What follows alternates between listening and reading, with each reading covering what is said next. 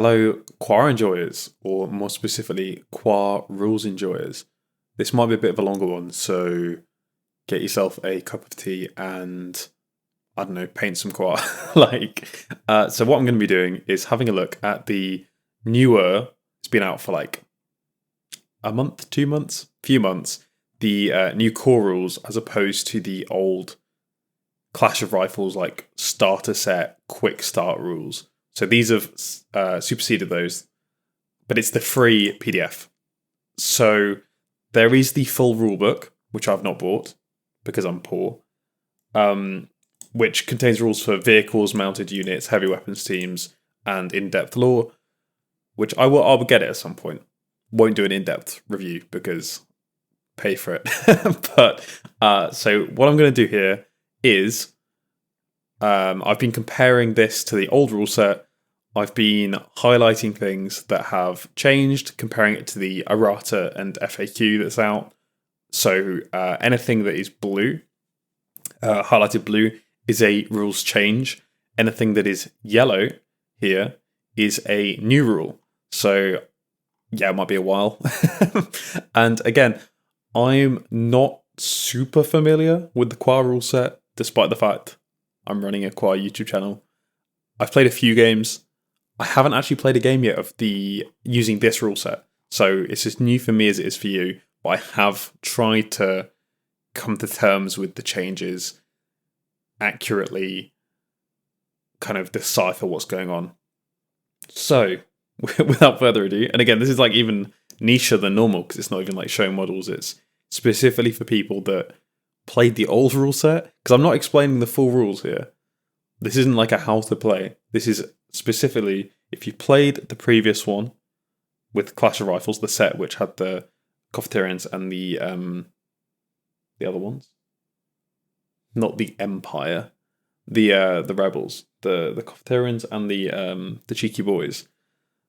What has changed from that quick start rulebook to this? So, starting off, the very first thing to have changed is how Gobsmacked works. So, it hasn't changed like fully. It's basically just saying that when a rifler is Gobsmacked, it can only perform prone, movement towards cover, and recover. Previously, I think it could prone move anywhere, not just towards cover. Or perhaps couldn't move at all. Either way, this one I don't super remember, but ones later on, I was a bit of an expert. But yeah, so that's changed slightly. Then we get to the first new rule, which comes to rounding. So, and again, I'm not 100% what the rounding rules were previously. I think there were less stuff that... there were less examples of die rolls being halved. But basically, this is saying that when a die roll is halved, the result should always be rounded down, but you can spend a pluck, which rounds the results up instead of down. So, good for you. Then we come to a reasonably big shift, but like not super. It's a weird one. So, there are area of effects. There always have been. This can be blast weapons. This can be like auras. And now this makes use of templates. Are templates sold anywhere? I have no idea. Do you have to make your own? I have no idea. Maybe in the new starter set that will come out at some point, there will be templates included. Either way, there are small templates which are 1 inch in diameter, medium templates which are 3, and then larger 5. Previously, there were blast weapons which you would have to just measure effectively like where a template is. But now there are templates that, again, they can shift, which the blast kind of didn't really. But we can go into that in the blast weapon section later on. The next change is this whole section here to do with pluck. So, but it's specifically to do with, so none of the pluck, oh my god, the pluck stuff hasn't changed. It's still like kind of you agree with your opponent, it's a friendly game, there can be narrative uses of pluck, like just for the fun. There are ones where it's like you can make a die roll increase, and specifically with this, it's saying that if you use a point of pluck to increase the result of a skill check or a might roll, you then do not gain a point of pluck if you take the rifle out of action. So previously, you could shoot at a rifler. You could be, okay, I'm one above the skill threshold that I need to take that rifle out of action. I can spend a pluck to take them out of action. And normally when you take a rifle out of action, you gain a pluck. But in this case, you don't. But previously, I believe, you could continually pluck farm by, okay, I've taken you out of action by using a pluck. I've immediately gained that pluck back. So that's good. And the same goes if pluck is spent to add supporting fire. No. This is actually saying that the supporting fire actually does give you a pluck when the target's taken out of action. And then we have terrain. So this is a rules change. Basically, it's just more clarification on what terrain pieces there are. So there's an area which is like the base around a forest. Basically saying to apply the effect that the actual part of the terrain like puts across when the model is on the terrain's base. So there's difficult terrain, which it requires 2 inches of movement. So it basically halves your movement characteristic. So that could be rubble, it could be shallow water, minor obstacles. It's up to you to decide, really. It doesn't impose any modifiers to range combat tasks. So you can still shoot someone, it just impacts your movement. Then there's impassable, so big old wall, building. Can't cross them without a model with special equipment. Can't think of an example like allowing that, but yeah. Then we have obscuring. So they partially block line of sight, but no physical protection. So maybe light bushes, like a wire fence, fog. Don't know how you're putting fog out. Smoke. So you get an obscuring cover modifier to range combat tasks, which is on page 15, but they don't. So it's harder to shoot them, but you don't get any protection. So yeah.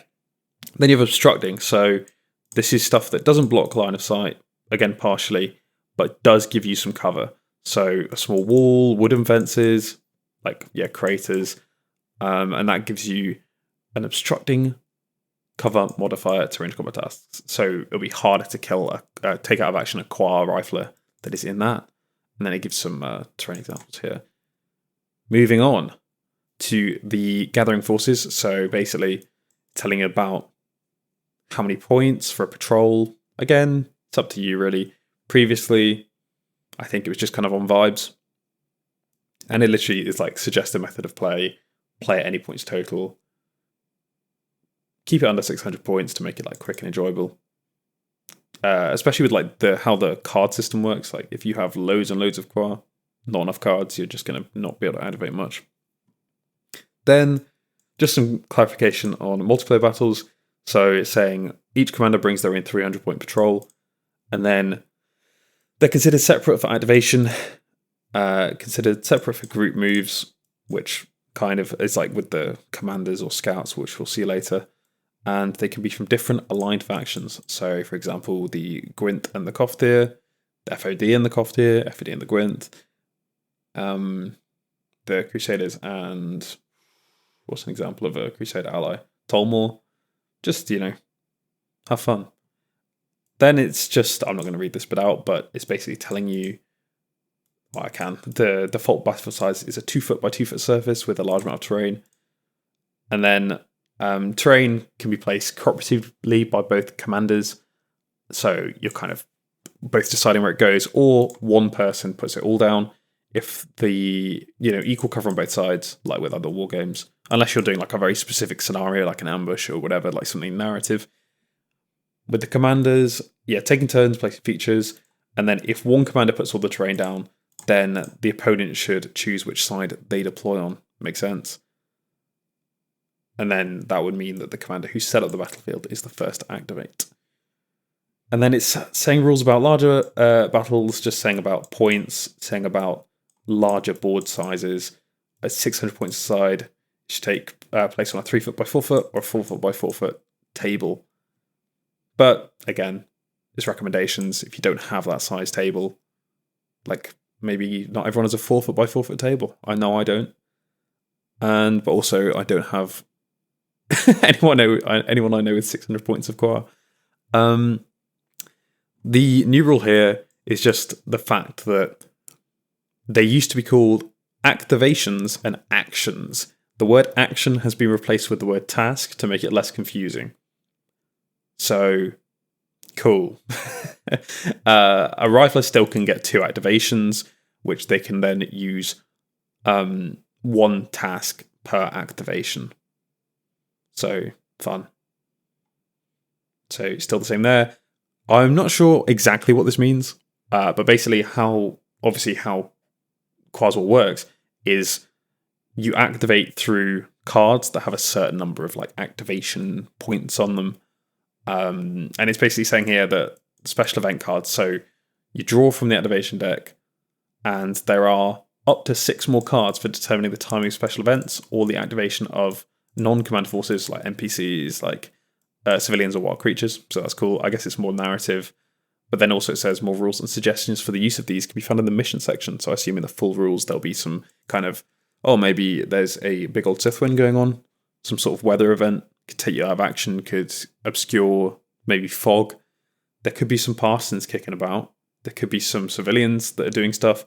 There could be some wild creatures that could hurt you. So yeah, there could be, I don't know if these are included anywhere or you can make up your own. Who knows? And then basically there are some other clarifications on multiplayer and larger battles, just kind of talking about activations, talking about multiplayer. So that's that. Then we're on to the differences in resolving ranged combat tasks. So basically, there are now only 2 reaction options. There were previously more, can't remember what they are, but now there is only skedaddle, which is the new word for die for cover. Used to be die for cover, is now skedaddle. Bit more whimsical. Is it pointless? Maybe. Is it a bit confusing? Who knows? But basically, you can only now use skedaddle or return fire. There are some differences with skedaddle. We'll get onto it. Return fire, there are also some differences. But this effectively is about the same. Like, you need to still be ready, is the thing, which I'm not sure you did previously. I think you did actually. Yeah. And the target return fire may not react, so they're shooting at you, you shoot back at them, they can't dive to cover, they can't skedaddle, they're in the middle of their action. And there's a ranged combat sequence here. So there's big difference here, really, and that's to do with the ranged attack modifiers. So I'm not sure if they're all different, but how this would work previously is based on what you decided to do, like skedaddling, returning fire, how far away you were, what cover you were in, if you're prone or not. There would be a range attack modifier for the person shooting at you. And I believe they could all stack. That's no longer how it works. So let's say you needed under a 12 to pass, but previously you were diving for cover, you were skedaddling. All of a sudden that person would now need an 8 on the 3d6 to take you out of action or hit you, make you gobsmacked. I mean, there's the damage table. And then you would light cover, it'd be another -1 to the point where, you can need a 3 or a 4 perhaps.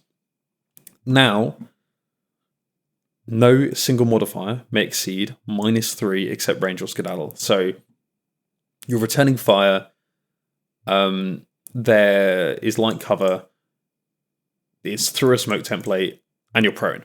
It doesn't matter, it's only -3. On the other hand, skedaddle is obviously -4 immediately, so that can exceed -3.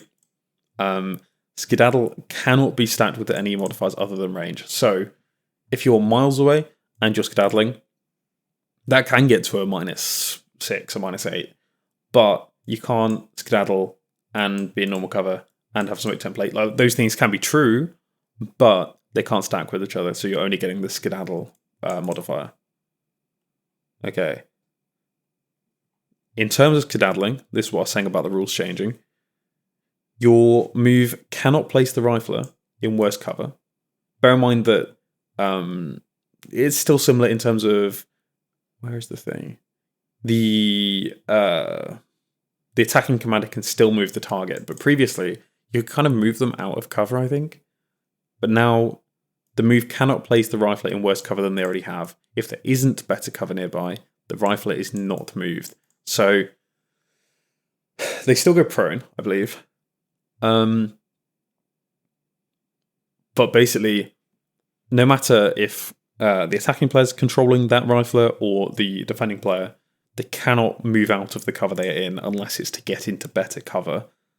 If there's no cover within the movement allowance, the rifler moves up to 1 inch in any direction and then is prone and gobsmacked. So that's, maybe a bit of a consideration of, should you be skedaddling? If you're completely in the open, you're probably likely to end up gobsmacked, but it's better than being out of action.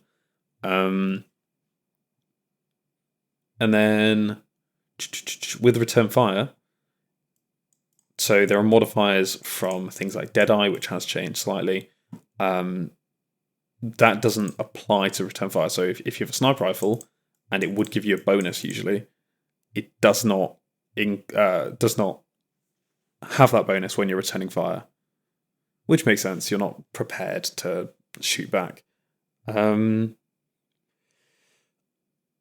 So weapons with not applicable, or NA, that's not applicable, in the snapshot column of their weapon profile are unable to perform return fire. So you just can't. I don't know what that would apply to. Maybe some sort of rocket launcher. Who knows? Next up, gobsmacked riflers and melee.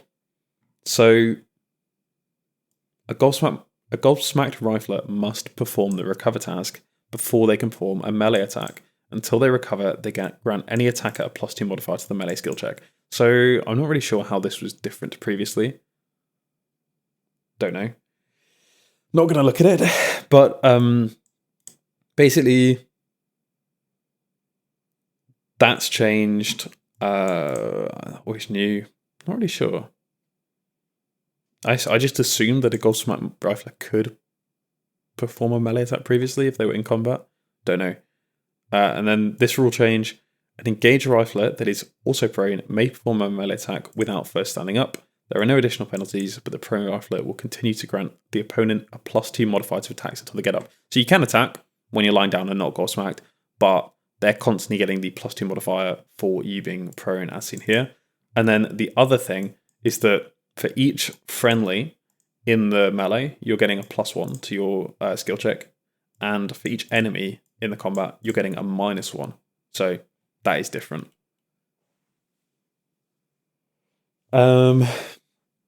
And then there's, with the melee combat results, so with the actual skill check, this is different.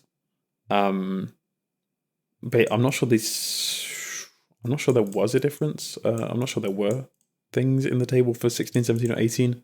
Maybe there were. But for 16, 17, which is obviously a very bad roll, you're missing in melee. The target's getting a free immediate melee attack. And then if you get an 18, which is the worst roll you can possibly get, it's an automatic miss. The target gets a free immediate melee attack with the might doubled, so they smack you back. Still worth going to melee. It's just as unlikely as normal that you're getting those results.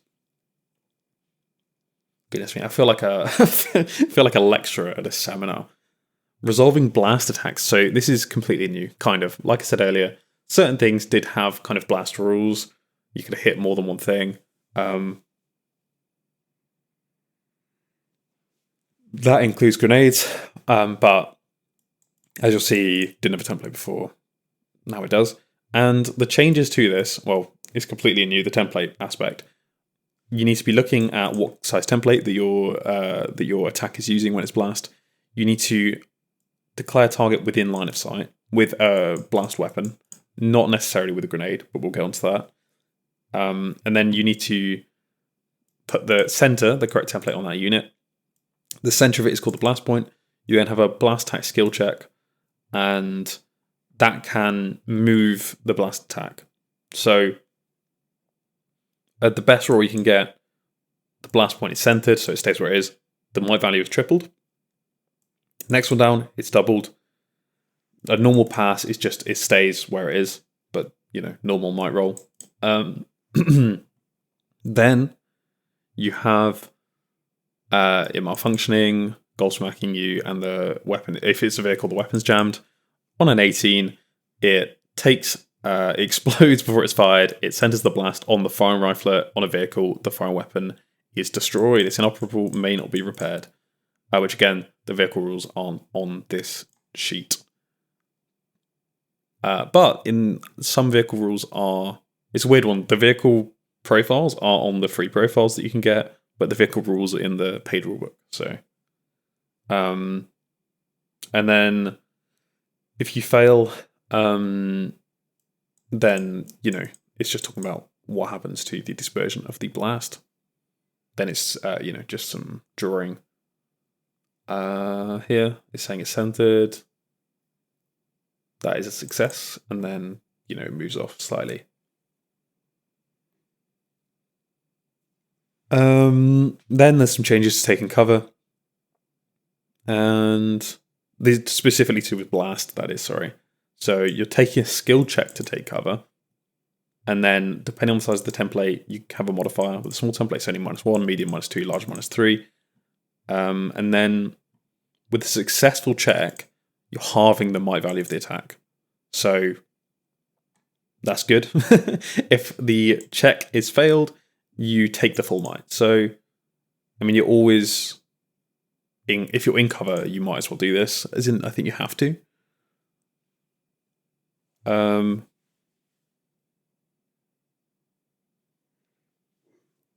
Excuse me. I'm not sure. Actually, maybe it's just anyone. You might not even have to be in cover. I think you're just taking cover.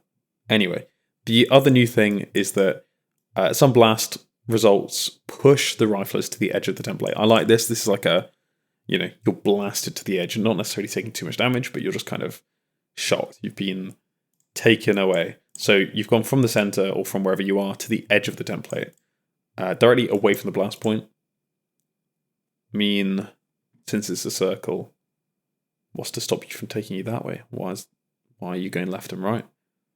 Anyway, and is that on each? No, it's all riflers. So I think you do a blast might roll on all of them. Yeah. So you can. Oh, it says killed here.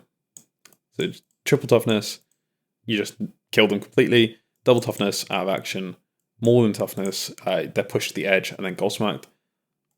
Equaling the toughness, they are knocked to the edge and knocked prone. And then less than toughness, they're just pushed to the outer edge. So that's only some blast might results, though. Some changes to Overwatch, which did exist previously. Again, you choose to put the rifle on Overwatch. When a rifler does something within vision of them, they can shoot. Now that can only be done on movement or combat task within 3 range bands. It can be a standard range attack. So equipment traits can apply, but it's a standard range attack. So I think it's again with like the dead eye and stuff, it doesn't affect it. Right. With snapshot, which again is when it's kind of like more of a Warhammer Overwatch where something charges at you. The old Warhammer Overwatch, that is, where it's like a reactionary thing. You're taking it off the snapshot value rather than just like a normal ranged attack. So, and this has to be, you can make a normal ranged attack against an enemy rifler who performs a movement task in their line of sight and within 3 range bands. So, this is basically, I think the rest is normal, to be honest, but it's more like if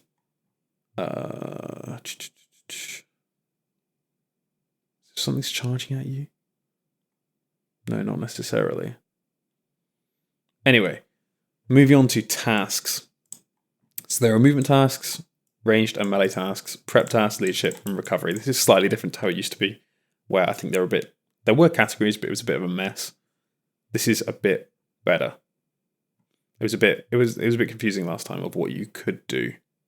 Some tasks require prep before they can be performed. At some point, there was prime explosive, but I think it wasn't in the base rules, so it's now been added. I think it was added in like errata rules updates as things came out. And the good thing about this is you can kind of, out of the stuff that's come out more recently in plastic or through My Mini Factory, you can now see like a definite thing, like a definite rules update specifically for them. Like previously, you'd look at something like a pick handler and you go, okay, well, the rules aren't in the basic thing. I can see them here. With certain things, you couldn't see the rules very easily anyway. You had to like go find them on rifle.com. But this is all, I'll give some examples. So the first one to have changed is sprinting. The rifler moves up to double its movement allowance. You can't use it to get into base-to-base contact, but basically the change is if the sprinting rifler becomes the target of Overwatch or Snapshot, it can't declare a reaction, so you can't dive for cover, skedaddle even. Basically, the attacker suffers a -2 penalty because you're serpentining. There is now prone movement. So how it works is you move up to half your movement allowance in any direction. If you end behind cover, you can just get rid of the prone status. So that's a good change. Was it always half the movement allowance? I don't remember. Climbing, jumping, disengaging, exactly the same. Rage attack is the same. But supporting fire has changed. Previously, did it not cost pluck? I think it was an action that cost 2, perhaps. So when a rifler with support ability flies at an enemy target, so the rifler that's firing has to have the support ability. The friendly rifler that's supporting also has to, which they didn't previously, or one of them didn't have to have it previously. So you need to have the support ability within 4 inches and also have line of sight to the target. You're spending a pluck, you're adding the firepower, you're getting +2 to the skill check for each supporting rifler. But then that counts as the supporting rifler's combat task as it did previously. So with grenades, you need to spend an action, do a task, which is priming the explosive before you spend the action to throw it. So you declare a target location or for smokes, or a target rifler for fragmentation grenades within 10 inches, and then you roll on the tables here. Smoke grenades are a medium template, as are frag grenades. And then, it says exactly what they do. Previously, frag grenades did have some sort of blast area, but no template. Was the table the same? I believe so. But the main difference here is the primary explosive. So with priming things, I believe that you prime something and then you don't necessarily even need to throw it that round, I don't think. I think you can just hold it until you want to then spend an action to throw it without priming it. As in, I think we come on to it later. The difference being that if you then are taken out of action, or maybe even gobsmacked, you drop the grenade at your feet and then you have a problem. Throwing blind. So this is the same as before, but it's just smoke grenades don't get affected by it. But basically, frag grenades can only be thrown blind if the attacker knows a valid target is there. And that's one of my favorite bits about this Quar War is you kind of go, they've heard gunshots. They can't see anyone, but they've heard gunshots coming from there. Or their other teammate they're in line of sight with can see the guy, so they've kind of shouted to them. It's, quite fun. Exactly. Having seen enemies move to the location, hearing them fire from that location. And then, in the case, the attacker rolls 3 dice for the outcome table, and then the opposing commander chooses 2 of the dice to compare to the chart. So it did used to be that it was the same, I think, as throwing it normally. perhaps. But now it's you roll 3 and then the opposing commander chooses 2. So, with melee combat, charging is slightly different. So you're spending a pluck to double your movement and getting into engage, and then you immediately perform a melee attack task as part of the same activation. So does that count as your... No, I think it just counts only as one activation overall because you're spending a pluck. So I think previously you had to do a charge then a melee as 2 separate activations, perhaps, or 2... not sure. Either way, it's all part of one now. With reacting, so only the target the charge may perform a snapshot against the Rifler. But Riflers in Overwatch can also respond to the movement as the charge with a -2 penalty, an additional -2 penalty, as long as the Rifler has line of sight to the charge Rifler before they get into combat. So if you're stood behind your Rifler and you only see the target as they get into engagement, you can't Overwatch them. But if you're kind of off to the side, you're perpendicular, you can. Powerful Blow. An engaged Rifler can spend a point of pluck to land a more powerful blow, and it's a +1 bonus to both skill and might. I don't know what that was before, but maybe it was a not pluck based, maybe it was like a double activation or something. Okay. Oh, goodness me. Everyone, hydrate, take a sip of water. Stretch, perhaps. Prep tasks. So this is specifically to do with primary explosives and stuff like that. So there's preparing weapons. So that could be with like anti-tractor rounds or blunt ammunition. It's basically you have specific things. So you have special anti-tractor ammo. You have a scattergun. You want to fire all the barrels. You have to perform the task in preparation for a special weapons attack. There aren't 1 or 2 exceptions to this, like Bombardier, I think, with grenades. We'll get onto it. And then you're ready to perform the combat task. If you don't have the activation to complete it, you can just prep it, but not fire, not throw the grenade. And once prepared, the weapon remains that way until it's fired, or the Rifler can perform the task again to switch back to the standard mode of firing. I don't know why you'd do that, especially since I think with the anti-tractor ammo, it doesn't have a negative impact on shooting regular Riflers. And I think you just have infinite of it. I guess with the grenade, you wouldn't want to have a live grenade potentially if everything's out the way and you're in a big squad. And then, prime grenades, we've already talked about it. And yeah, it's be attacked in gossamer or taken out of action. It's dropped and detonates. You send the weapon on the fallen Rifler, resolve the attack. I mean, yeah, for frag grenades, the Rifler that was throwing it counting as the target and the thrower. So, leadership tasks. This is different. So, leader did exist previously, but I think you could only do group movement, which now is not an activation. It's spending a pluck to do the same thing. You're moving a certain number of friendly Riflers within Y inches to do a normal move or a sprint, and it counts as one task towards all of their limit.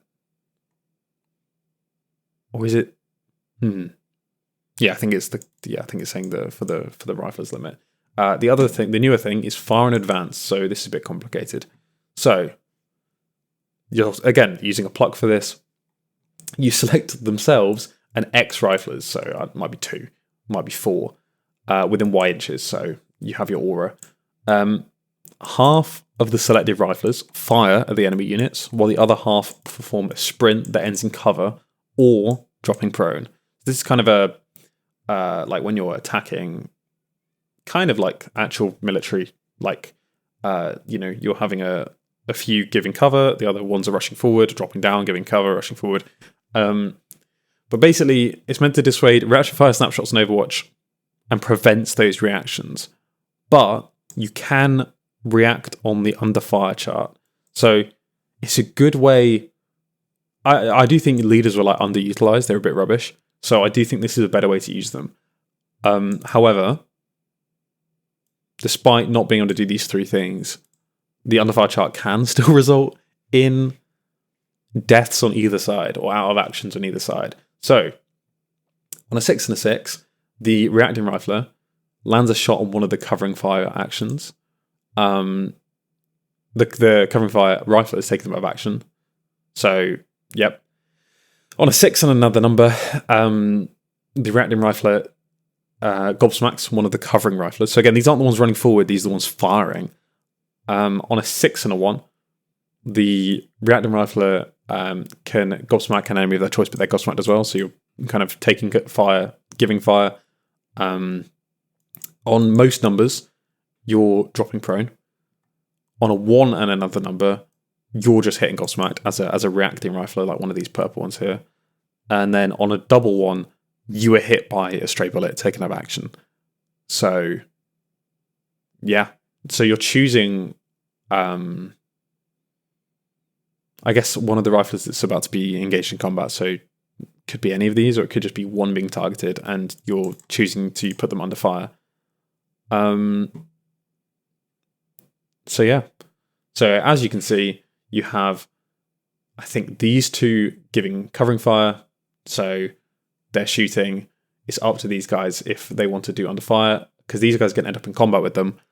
But these guys, even if they were on Overwatch, can no longer do that. So yeah, it's pretty good. I like it. Bit complicated. I hope I explained that reasonably okay. Then some changes. They're steady, so you can spend activation to add a point of pluck to use for your next task.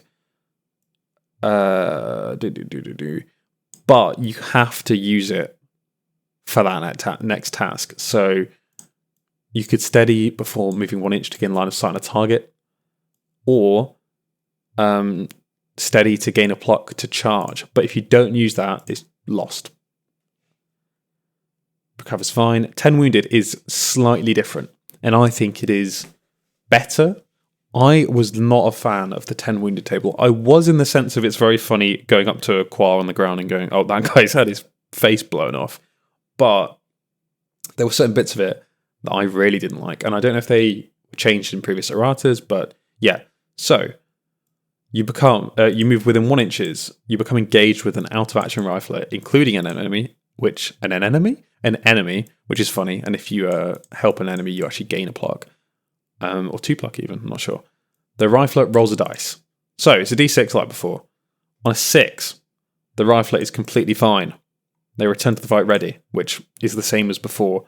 A 4 or a 5, they're no longer out of action, but they're gobsmacked. I think they were prone previously, I'm not sure, but I think this might be the same as well. On a 3, this is where it starts being changed, and I like it. So, the rifler is ambulatory, which is the same as before, but not fully functional. They can only perform 1 task a round. If they are in cover, this can be a combat task. Otherwise, they must move towards cover. If the rifler is taken out of action again, remove them from the battlefield. See, I like this. Previously, they were ambulatory. I don't think they could do anything except for move backwards towards the battlefield edge, which I thought was confusing and rubbish. I think maybe they could do non-combat tasks, but specifically they had to just get lucky enough to have it on the way back. Maybe I'm wrong. So now they can move around anywhere as long as it's towards cover. And when they're in cover, they can actually do 1 combat task, so they can shoot. But as soon as they get taken out of action, they're gone. They're out of here. So on a 2, they're alive and bandaged, can't move on their own. They gain the heavy 1/4 ability, which I'm not sure what that is actually. I assume it's later on. May be carried off the battlefield with the assistance of 1 other rifler. Wounded riflers that are assisted to the deployment zone grant their commanders 3 pluck. So previously this was the same, but there was no heavy ability. That's new. And there was no benefit to carrying them anywhere, apart from, I think, getting on objectives, potentially. You could just drag someone onto somewhere you wanted. Or maybe they could keep firing. But now they can't. I think they could keep firing previously, but you could just drag them around, which I think was funny. It reminds me of in what's it called, Hacksaw Ridge, with the sergeant on the makeshift stretcher with the submachine gun. So you get 3 pluck if you get them to your deployment zone. I guess you might just leave them if it's very far away. If they've been taken out immediately, might be worth doing that with a rifler that's in cover.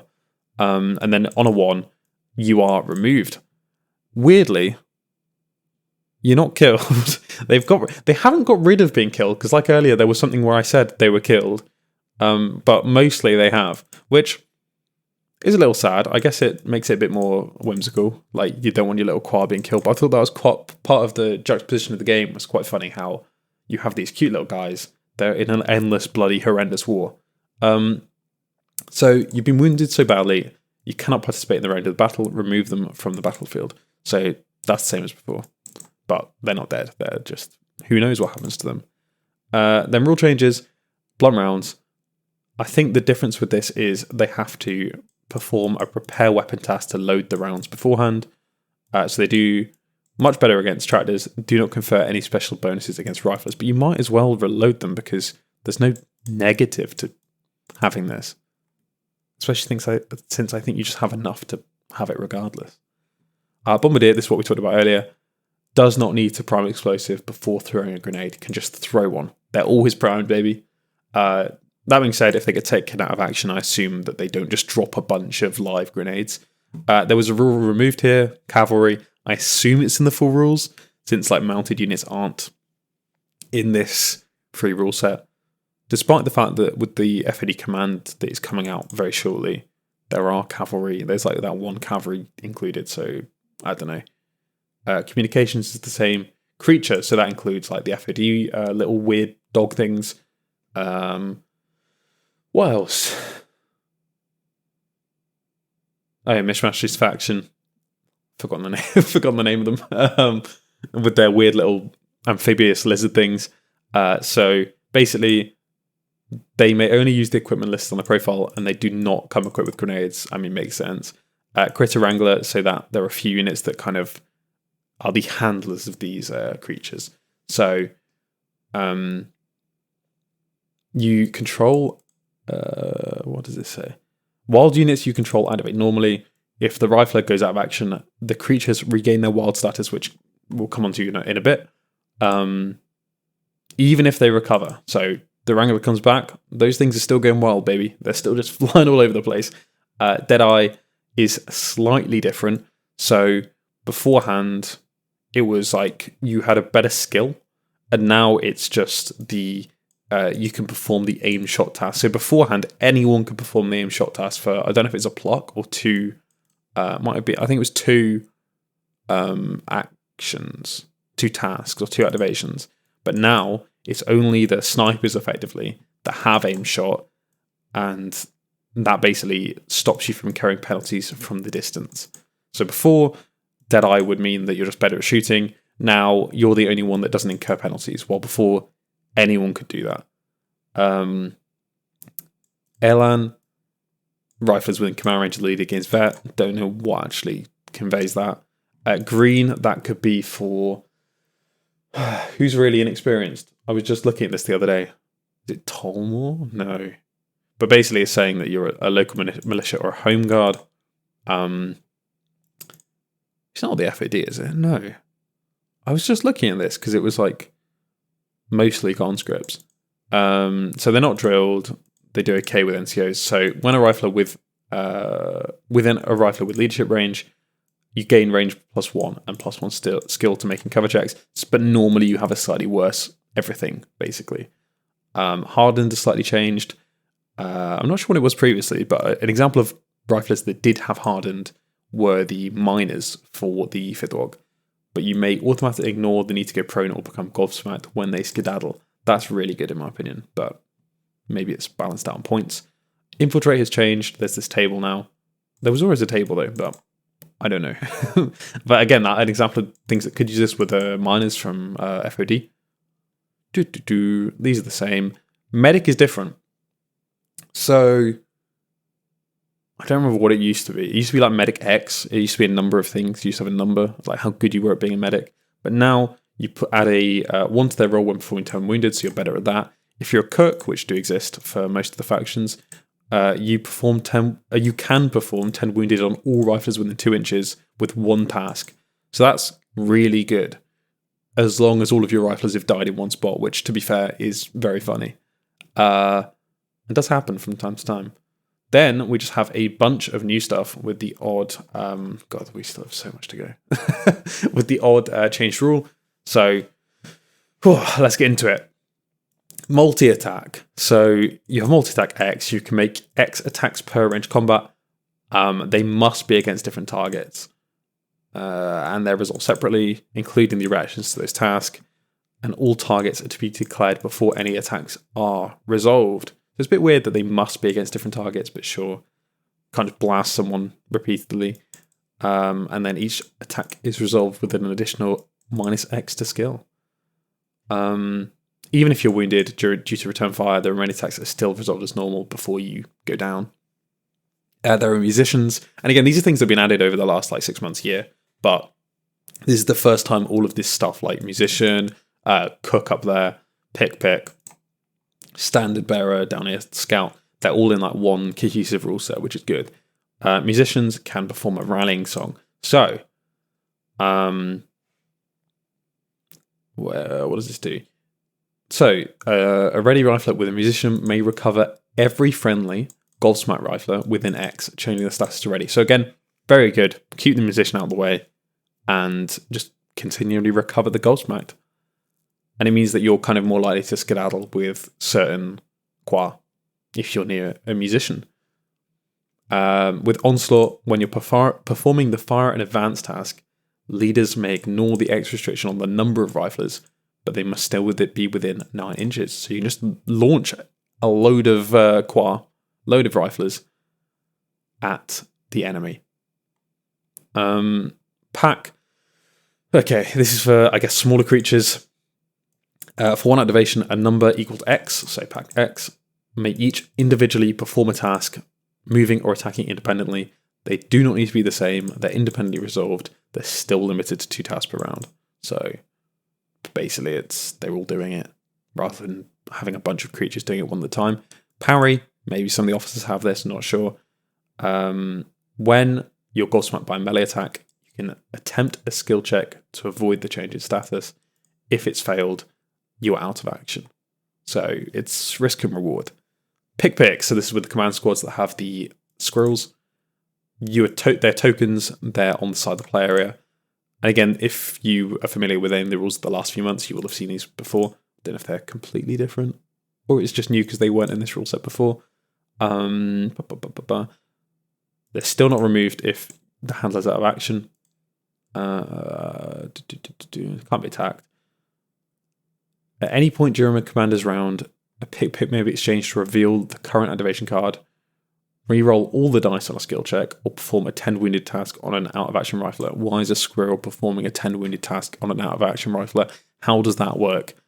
They brought an acorn, or a bug, I suppose. So, the kind of very metagamey, okay, wait. So, I don't know how many, I assume you start with 2 or 3, who knows? But, okay, there are only a few turns, and during a commander's round, you can reveal your activation card. Rerolling all the dice is fine. The 10 wounded task is so funny. That guy's dead, and we found out because we sent a squirrel to him. And, Scout. This exists. It did exist previously, I think, or I'm just mixing it up with 40k. Who knows? You can basically do the group movement task because you've scouted the terrain ahead already. You do not suffer penalties due to difficult terrain in this move. And then at the beginning of the battle, they can spend 1 pluck to perform a special group movement task in which X riflers within 1 inches may move their full movement allowance. All of them must end in cover or go prone, and they do not suffer movement from difficult terrain. So it is effectively a Warhammer Scale move-ish. Skirmishers do not suffer movement penalties from difficult terrain. Counters always gathering -1 obscuring cover modifier against range attacks. Decent. Spotters have to be assigned to a sharpshooter at the start of the battle, or before the battle even, in the gather forces step. When they perform a skill check for a combat task, they may reroll the highest die. If they do, it counts as the spotter's combat task for the round. Standard is just been changed. Standards did exist previously. So any rifler within 4 doubles the amount of pluck they gain from taking opponents out of action or completing mission objectives. That's completely different to before. Before, what did a standard do? I think it was like plus to a skill check, anyone nearby or something like that. And then there's some stuff on what happens when the standard bearer is gobsmacked. Basically, if it's quite funny, if the bearer is taken out of action, the standard falls to the ground, maybe picked up by an adjacent rifler who spends an activation to do so. And then if the enemy rifler captures it, the standards commander gives them 3 pluck, or all that is available. Yeah, fun. And then they take back the 3 pluck if they regain the standard. Steady under fire. It allows the rifler to perform supporting fire without the pluck cost.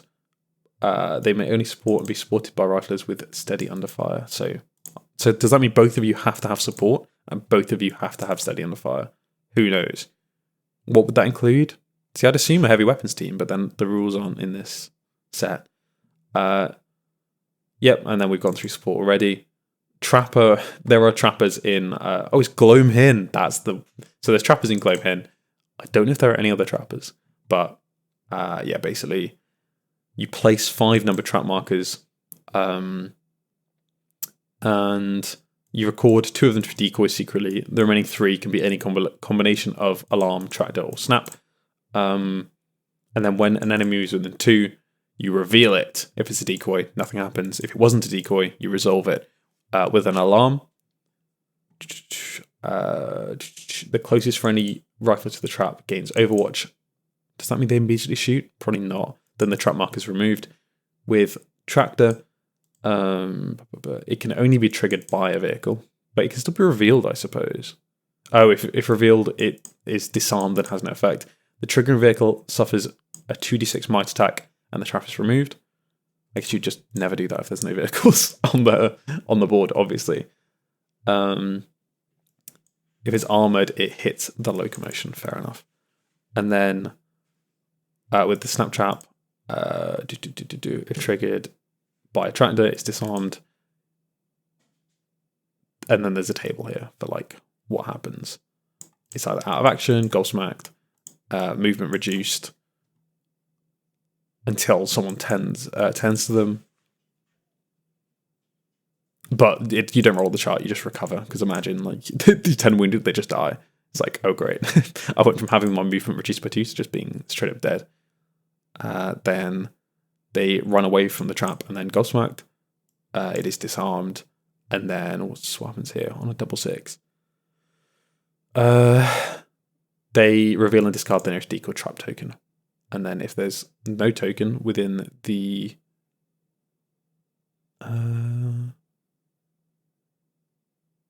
So it has to be within the target's movement. The defending commander gains 1 pluck. Interesting.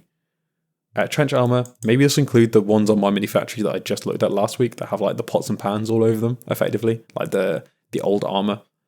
But they halve the might roll of frag grenades. So it's like a bomb suit. They always count as passing, take cover test when suffering a blast attack. That's quite good, actually, depending on what your opponent brings. Veterans are the same. Wallop is slightly changed, where it's basically saying a rifler with the ability can perform a powerful blow without spending a point of pluck, as opposed to a powerful blow with spending a point of pluck that you would do previously if you wanted to perform a powerful blow.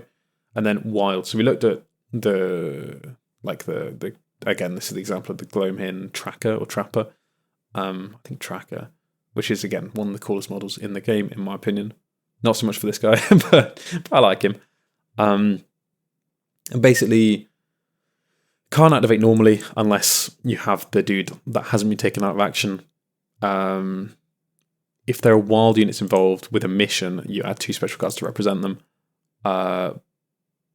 So, does that mean when this guy goes on action, you add the cards to the deck? I don't know. So, when the event card's drawn, they perform one of the following tasks. You move towards the nearest rifler, friendly or enemy. You melee them, or you recover if you're gobsmacked.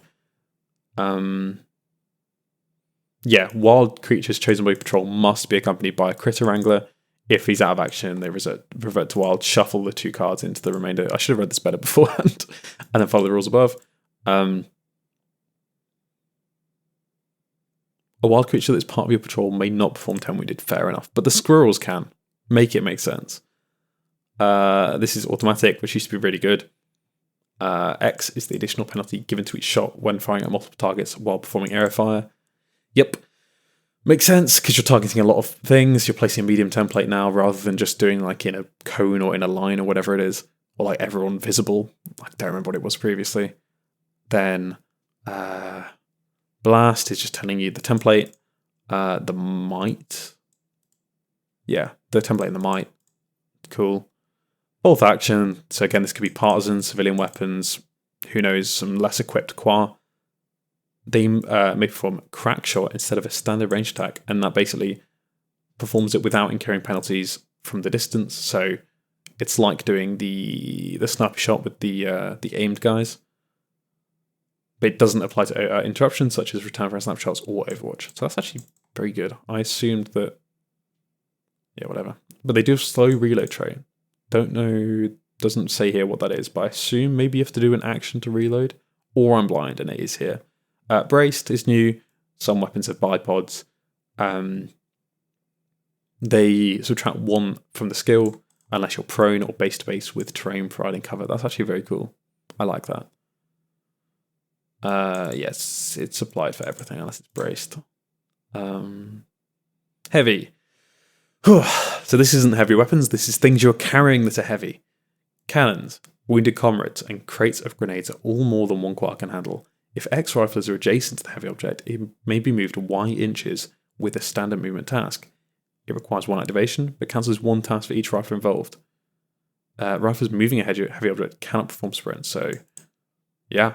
And again, it was it 4-1, 1-4? So I think it was 1-4. So if one rifler could carry an out of action guy 4 inches with a standard movement. Cool. The Grey Fenk Mark IV Lance is weird that this is a specific rule, considering it's only for the FOD, and there are other units that have kind of anti-tank stuff, but I guess there's also the Gwent Scattergun down here, so sure. So the FOD, the ones with lances, which again are probably my favourite models in the FOD. I love the paint job, the orange tips on the lance looks so good. So it's a magnetically activate trigger. It must be thrown from a very close distance. So you prime the explosive, you're declaring the target tractor, but you can't use them against soft targets. So do they have other weapons? Who knows? Let's have a look. You make a 3-inch move towards the target, ending within 6, then throwing it. It provides a -2 cover modifier against snapshot and Overwatch, so it's effectively like sprinting. You roll on the table here. If you're interrupted, you're hit, you continue, but you read 1 low row on the chart. After the task is over, you can be taken out of action. So you can't be taken out of action before the damage happens, but it takes it down 1 on the table. So with a 6/6, you hit it in the location you want with a 3d6 might roll, with a 6 and another number that's not a 1. You do the same with a 2d6 might roll, with a 6 and a 1. You roll for the location and make a 2d6 might roll, but you become goal smacked. On any other number apart from 1s, you hit the tractor, roll for location, 2d6 might roll against the armor value. A 1 and another number, it just bounces off, and then a 1 and a 1, you drop it on your foot and a blast goes off on you.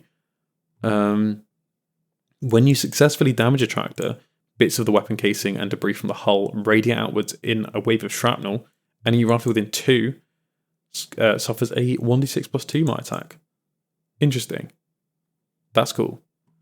Loader is kind of like previously, but you just have to choose at the start of the battle. You assign someone to do it. With squad weapons, you just choose one of the riflers from the squad, with specialist teams having dedicated profiles. So, yeah. But I think the rule's still the same, like a skill check +1. Anyway. Scatterguns are the shotgun-like things that the Gwent have. You fire them as normal, but not beyond 1 range band. I'm not sure if that's how it worked previously. I'm not sure what's changed here. Or not sure if this is the same, it's just been added when before you could just find it in that one errata. Target all riflers, friend or foe, in the weapon effect. Yeah. So again, you can explode. You can really destroy everything. You're basically getting everyone within one range band. If you're volleying 1 inch wide, extending from your base to the final target. Interesting. Then select fire. Submachine guns can hit multiple enemy riflers. You hit up to X enemies within the area of a medium template. Interesting. So I'm not the biggest fan, as in just mentally, of using a template like a blast template for blasting multiple people with a submachine gun, but sure, must be against different targets, makes sense, resolved separately, including reactions, and all of them declared before the attacks are resolved. And then you suffer additional penalties due to snapshot, which is good because I think SMGs were really strong before, perhaps. Not sure, I didn't have too many units that had them because it was like mostly trench raiders. And then, yeah, you resolve the attacks normal before you get killed by return fire. You can just perform a normal attack with no additional penalty instead. Oh, here's slow reload. So you spend an activation to reload after range attack. This is what we assumed. And then you're carrying an unloaded weapon, you mark it if you don't do that, and then you can't do that to perform a range combat task until you reload using an activation. And then try to slugs, you prepare do a prepare weapon task to load them, and then basically they do more damage to tractors depending on how close you are when you attack with them. But again, you can load them before. It doesn't really say that they can only be used against tractors, but don't know. But again, it's a shotgun thing. So you have a shotgun. Maybe it does say. Not sure. But it's for shotguns. I'm not sure if... I think they've changed it so that maybe the miners for FAD now have these. They definitely have like some sort of mine or something now. There's like a different profile for them. Anyway, still can't fire beyond 3 range bands, but the closer you are to a tractor, the more damage you do. And that's everything in this core rules document. Hopefully that was somewhat eye-opening. Hopefully it made some sense. Again, I've probably got a few things wrong. Again, maybe at some point I can do an actual explanation of the rules if I had some sort of like cover. I do have enough Quar with me to film like a mock, very small battle report, but yeah, hopefully that is adequate. But yeah, have a good one. Have a lovely year. Goodbye for now.